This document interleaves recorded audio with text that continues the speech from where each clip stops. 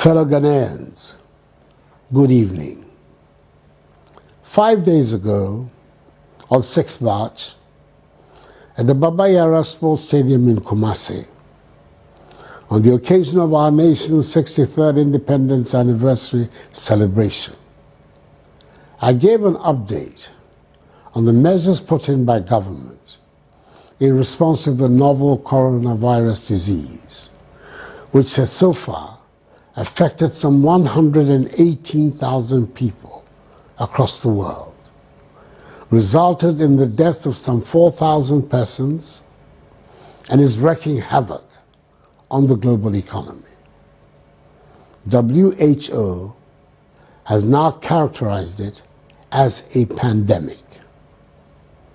Prior to the address on 6th March, I visited the Kotoka International Airport in Accra, isolation and treatment centers of the Tema General Hospital and the Rish Hospital in Accra, to see at first hand part of our state of readiness to deal with the virus, should any suspected case be recorded on our shores. The continuous monitoring of the pandemic has revealed a number of significant developments which require that the nation be brought up to speed on some additional measures we have to take to shore up our response mechanism.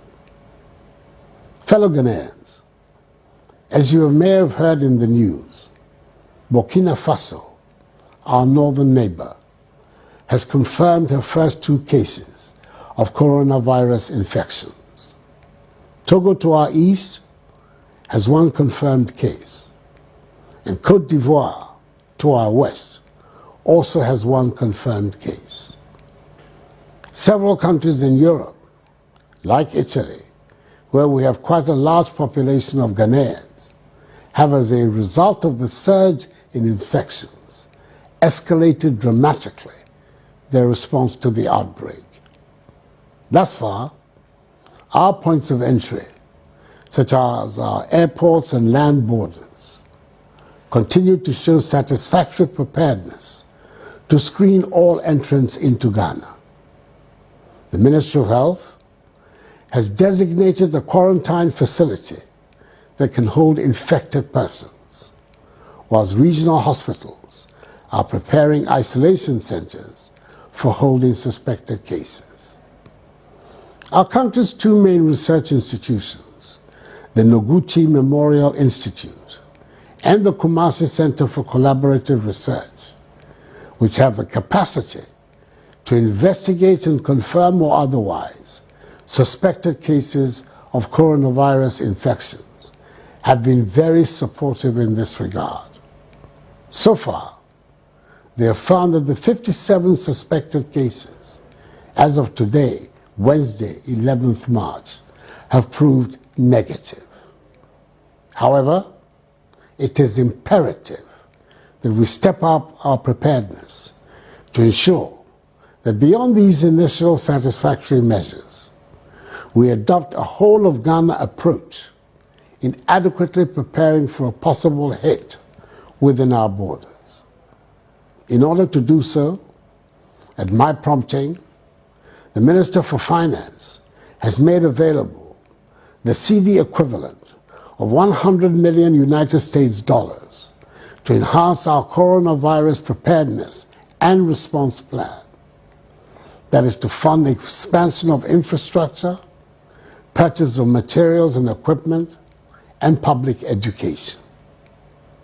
I have, as of yesterday, ordered the suspension of all international travels by public officials, except for critical assignments, which will have to be authorized by the Chief of Staff at the Office of the President. All public officials are to remain within the jurisdiction until further notice. Video conferencing facilities and other technological tools are to be utilized whenever possible for international engagements. I've also instructed further enhancements of the protocols for inbound traffic from already affected countries. Fellow Ghanaians, all of us should, as much as possible, desist from all foreign travels, except the most critical ones, until there's a grip on the virus. The Ministry of Information is leading a nationwide public education campaign on preventive measures that we must all observe to ensure that we're able to control the spread of infections should we record any infections in the country, which mercifully, so far, we have not, but which, by the law of averages, we shall. For the time being, a weekly update on the situation will be provided by the ministry. There will be more frequent updates should the need arise. I want to reiterate, as I indicated on 6th March, and as the Ministry of Health has advised, that we have to revisit our custom of shaking hands and stop doing so completely. And we must cover our mouths when we cough or sneeze. This fight, fellow Ghanaians, cannot be that of government alone. It is for all of us. I urge the media to join this cause fully and help disseminate effectively information on the do's and don'ts of the disease. The information to be put out, however, must be that approved by health authorities and not just from any piece of literature found on the internet, as false materials are already being spread from other jurisdictions. I appeal to civil society organizations, schools, universities, faith-based organizations, and places which harbor large gatherings, such as classrooms, lecture halls, meetings, parties, and funerals, to put in place mechanisms to caution and assist patrons on basic preventive measures. I was encouraged to note that the 2 well-attended funerals I participated in over the weekend in Ashanti, people were observing the injunction against shaking hands. All of us need to adjust. Let us continue to observe the basic preventive behavior, i.e. washing our hands regularly, using alcohol-based sanitizers, stopping shaking hands, and avoiding unnecessary close body contact. Government is analyzing the potential impact to our economy of the virus and will trigger the relevant response to minimize it. We began to engage with the domestic pharmaceutical industry to assist in producing as much of the logistics required to prevent and combat the virus as is possible under the circumstances.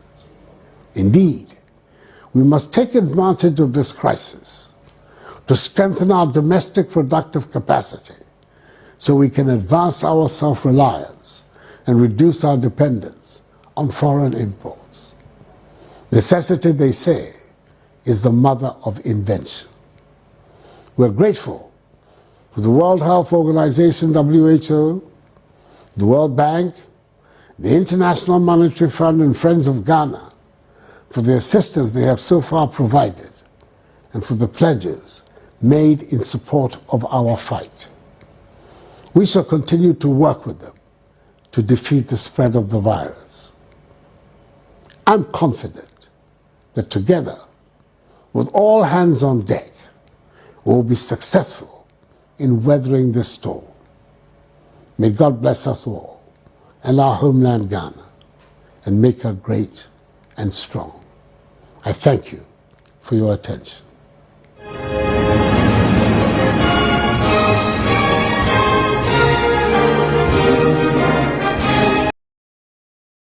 To cover the West Africa outbreak of Ebola, and that was killing more than half of all those people who were infected. SARS, which was a novel coronavirus just like this one back in 2002, did end up causing a global panic, and that was largely because nobody had ever seen it before, but also the death rate was at around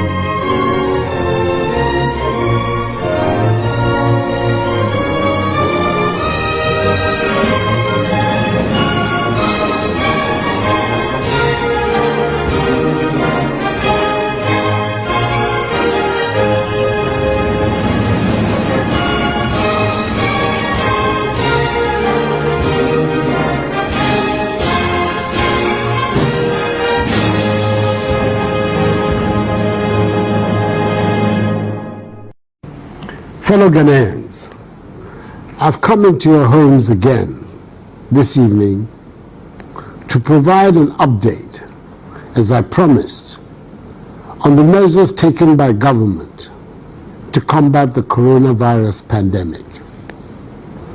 You may recall that on Wednesday, 12th March 2020, when I first spoke to you directly on this matter, I announced the first raft of enhanced measures taken in response to the pandemic. At the time, there had been no reported confirmed case of the coronavirus in Ghana. Since then, 6 confirmed cases have been announced, all of persons who recently traveled into the country. Advisories on how to manage the developments have also been announced by the Ministries of Health and Information. Public education is being intensified to ensure that citizens are well advised on preventive measures. Earlier today, Sunday, the 15th of March 2020, I chaired a meeting of the Interministerial Committee on Coronavirus Response. After deliberations, I have decided, in the interest of public safety and the protection of our population, to review the public gathering advisories earlier announced as follows. Firstly, all public gatherings, including conferences, workshops, funerals, festivals, political rallies, sporting events, and religious events such as services in churches and mosques, have been suspended for the next 4 weeks. Private burials are permitted, but with limited numbers, not exceeding 25 in attendance. Secondly, all universities, senior high schools, and basic schools, i.e. public and private schools, will be closed Monday, 16th of March 2020, till further notice. The Ministry of Education, in collaboration with the Ministry of Communication, has been tasked to roll out distance learning programs. However, BECE and WASI candidates will be allowed to attend school to prepare for their examinations, but with the prescribed social distancing protocols. Thirdly, the Government of Ghana's travel advisory, issued earlier today, should be observed as announced. Fourthly, businesses and other workplaces can continue to operate, but should observe prescribed social distancing between patrons and staff. Fifthly, establishments such as supermarkets, shopping malls, restaurants, nightclubs, hotels and drinking spots should observe enhanced hygiene procedures by providing, amongst others, hand sanitizers, running water and soap for washing of hands. Sixthly, the Ministry of Transport should work with the transport unions and private and public transport operators to ensure enhanced hygienic conditions in all vehicles and terminals by providing, amongst others, hand sanitizers, running water and soap for washing of hands. And seventhly, the Ministry of Local Government and Rural Development should coordinate with the metropolitan, municipal and district assemblies measures to enhance conditions of hygiene in markets across the country. Additionally, as the experts conduct contact tracing, I appeal to all to cooperate with them to ensure that persons who have come into contact with positive cases are identified and supported. I've directed the Attorney General to submit immediately to Parliament emergency legislation in accordance with Article 21(4)(c) and (d) of the Constitution of the Republic to embody these measures. And I've further directed the Minister for Health to exercise his powers under Section 169 of the Public Health Act 2012, Act 851, by the immediate issuance of an executive instrument to govern the relevant profession. I call upon Parliament to support the executive in this national endeavor. As I said earlier, there's every need to observe prescribed social distancing and good personal hygiene to prevent community spread. We are determined to do whatever we can to prevent the spread of the virus and protect the population. All the measures that have been announced will be subject to constant review and enhancement if necessary. Fellow Ghanaians, these are not ordinary times. So let us all put our shoulders to the wheel. And I'm confident that together, by the grace of God, we shall overcome this challenge. May God bless us all and our homeland Ghana and make her great and strong. I thank you for your attention.